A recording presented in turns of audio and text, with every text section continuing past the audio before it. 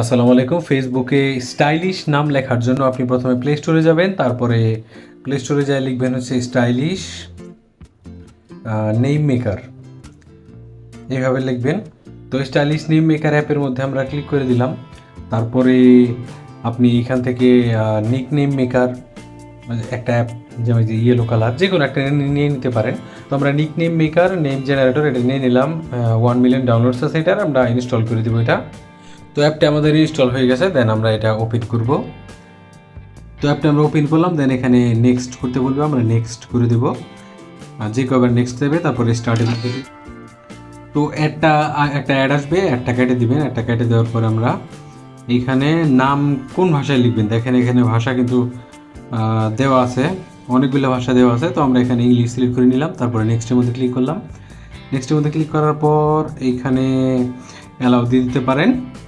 তারপরে এখানে নাম লিখবেন, ঠিক আছে, কোন নামটা আপনি দিতে চান। যেমন আমি আমার নামটা লিখে দিচ্ছি এখানে। নাম লিখে দেওয়ার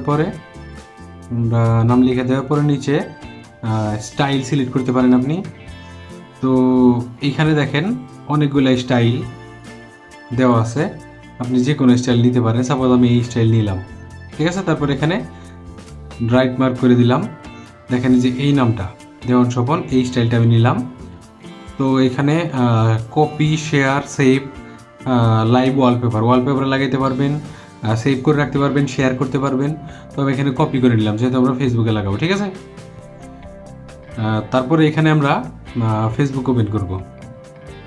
ফেসবুকটা ওপেন করে নিচ্ছি আমরা। ফেসবুক ওপেন করে নেওয়ার পরে আমরা আমাদের কর্নারে প্রোফাইল পিকচারে ক্লিক করব। তারপরে এখানে সেটিংসে ক্লিক করার পরে উপরে পার্সোনাল ডিটেইলসে ক্লিক করার পর আমরা উপরে প্রোফাইল দেখতে পাচ্ছি, প্রোফাইলের মধ্যে ক্লিক করব। এখানে আমার দেওয়ান স্বপন যেটা প্রোফাইলের নাম চেঞ্জ করতে চাই সেটা সিলেক্ট করব। তারপরে উপরে দেখতে পাচ্ছেন নেমের জায়গায় আমরা ওটা ক্লিক করে দিলাম। তারপরে এখানে আমরা ওটা পেস্ট করে দিব, আইনা যেটা কপি করে নিয়ে আসলাম, ঠিক আছে।